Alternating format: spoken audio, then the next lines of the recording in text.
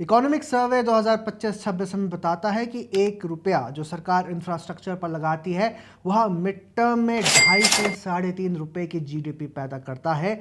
यानी इंफ्रास्ट्रक्चर पर किया गया सरकारी खर्च कई गुना लौट कर आता है और ये हर अर्थव्यवस्था या विकसित देश की कहानी रही है।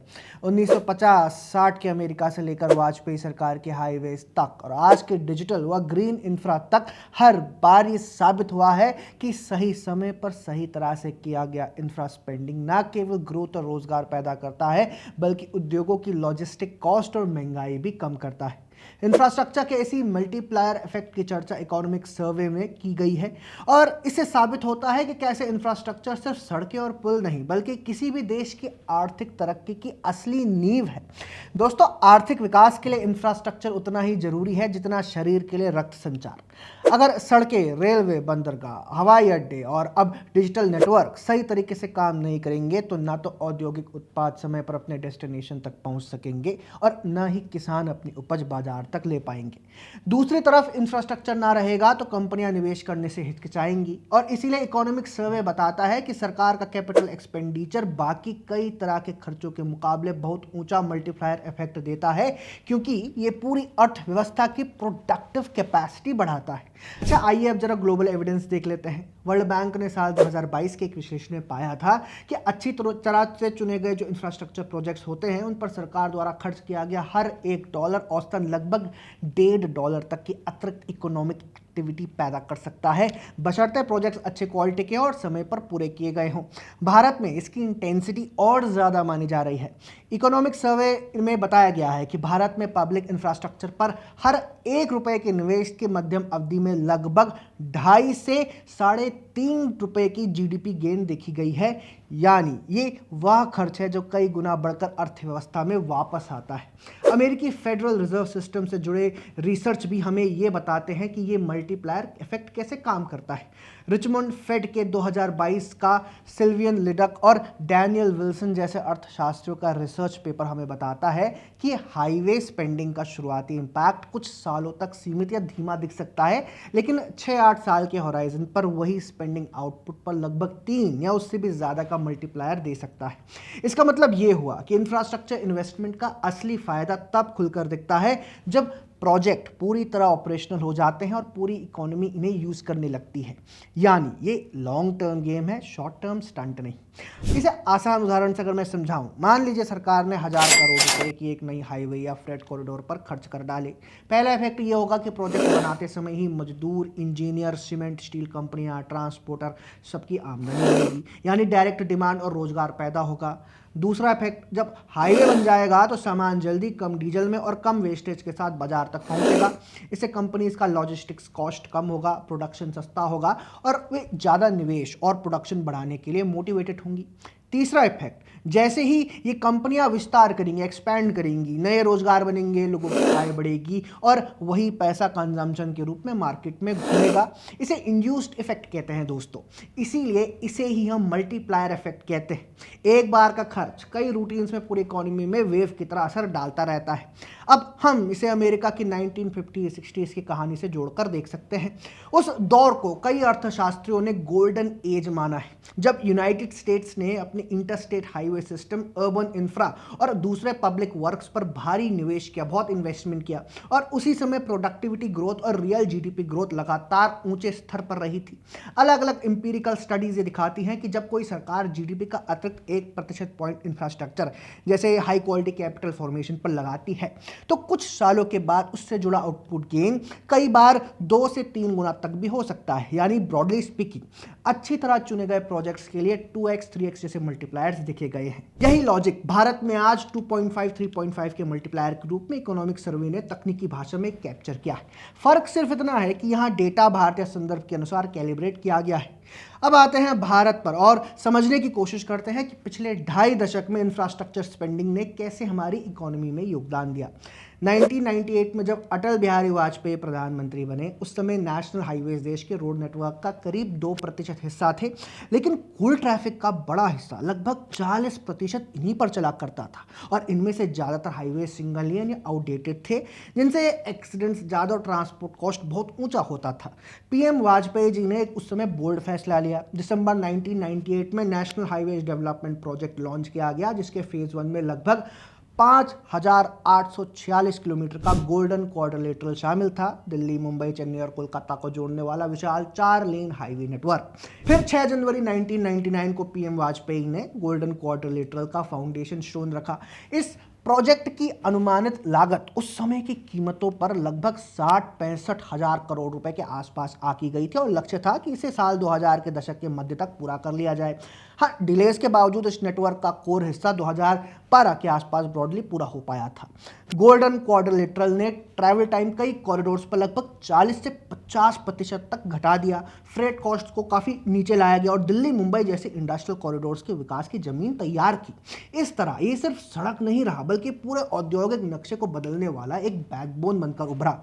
इसके ही समानांतर वाजपेयी सरकार ने 25 दिसंबर साल 2000 को प्रधानमंत्री ग्राम सड़क योजना लॉन्च की, जिसका उद्देश्य था कि प्लेन्स में 500 से ज़्यादा आबादी वाले और पहाड़िया विशेष क्षेत्रों में 250 से ज़्यादा आबादी वाले सभी गांवों को ऑल वेदर रोड से जोड़ा जाए।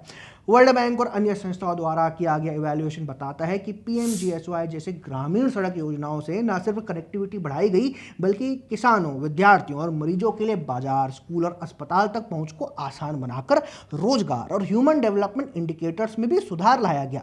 कई पॉलिसी एनालिसिस ये भी बताते हैं कि वाजपेयी सरकार ने national highways authority of India को जो मजबूती दी, उसे प्रोजेक्ट प्लानिंग और एग्जीक्यूशन में जो ऑटोनॉमी दी, जिससे हुआ ये कि हाईवेज डेवलपमेंट की डिसीजन मेकिंग तेज हो सकी। ये उस समय के लिए एक बहुत बड़ा रिफॉर्म था। यूपीए सरकारों के अंतर्गत बाद के वर्षों में नेशनल हाईवे वार्डिंग कंस्ट्रक्शन में एक समय पर स्लो डाउन और पॉलिसी अनसर्टेनिटी भी डॉक्यूमेंटेड है, जिसे कई ऑब्जर्वर्स ने पॉलिसी पैरालिसिस के ब्रॉडर नैरेटिव से जोड़ा है। खैर, वो एक अलग विषय है और उस पर चर्चा फिर कभी बाद में करेंगे। अब हम इस विषय पर आते हैं कि 2014 में मोदी सरकार आने के बाद इंफ्रा स्पेंडिंग का स्तर क्या रहा। 2014 में मोदी सरकार जब आई तो इंफ्रा डेवलपमेंट में स्केल और पेस दोनों के स्तर पर एक बड़ा बदलाव हमें देखने को मिला।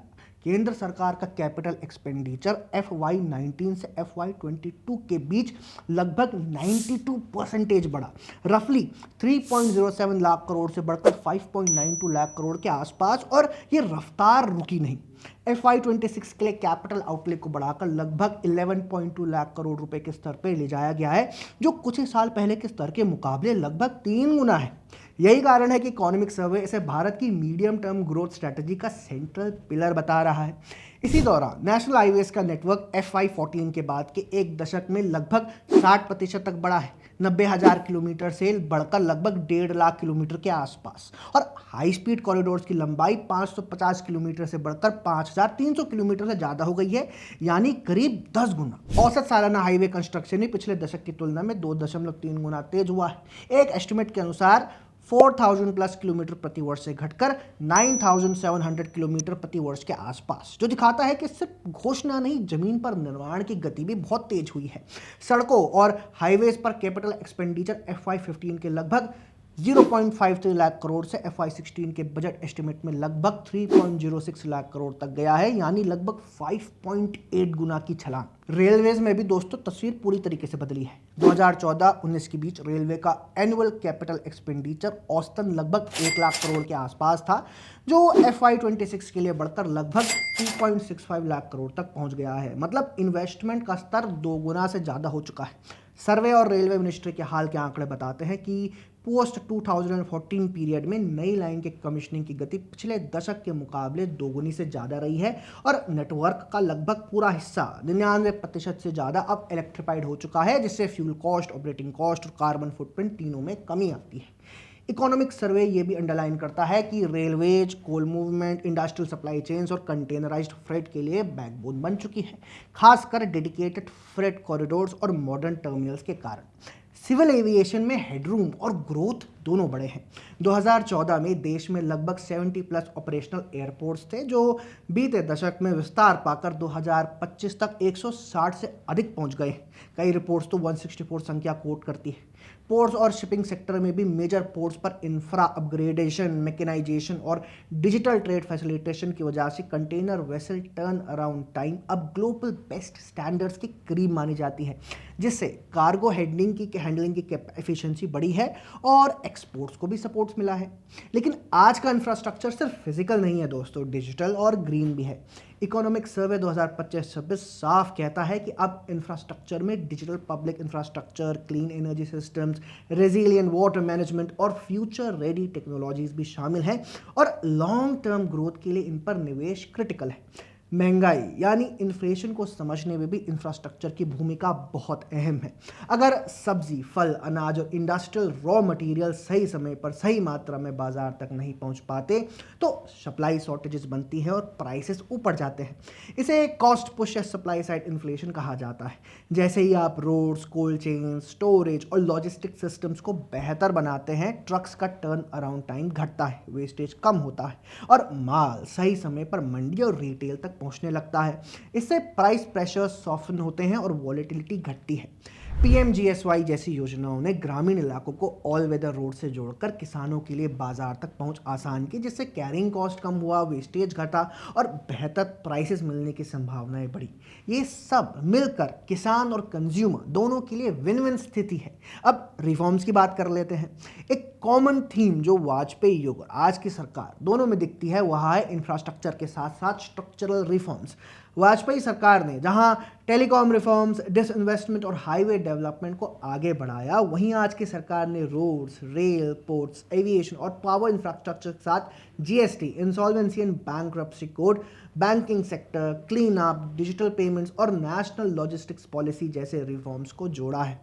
पीएम गति शक्ति नेशनल मास्टर प्लान के जरिए सैकड़ों डेटा लेयर्स और दर्जनों मिनिस्ट्रीज, डिपार्टमेंट्स को एक यूनिफाइड डिजिटल प्लेटफॉर्म पर लाकर मल्टी मोडल प्लानिंग को तेज करने की कोशिश की गई है ताकि प्रोजेक्ट्स की डुप्लीकेशन और डिलेज कम हो।